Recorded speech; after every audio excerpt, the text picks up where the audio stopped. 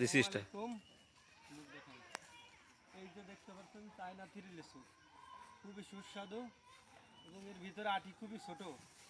আপনারা না খাওয়াইলে বুঝতে পারবেন না, আর না খাইলেও দেখতে পারবেন না।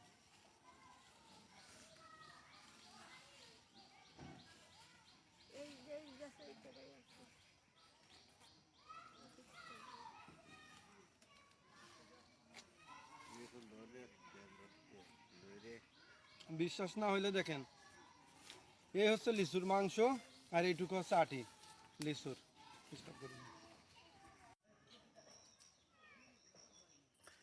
লিচু ভাই, এগুলো দেখলে কলিজা জোড়ায় যাবে। দেখেন একদম খাঁটি লিচু, চায়না থ্রি, আমাদের বাগানের লিচু।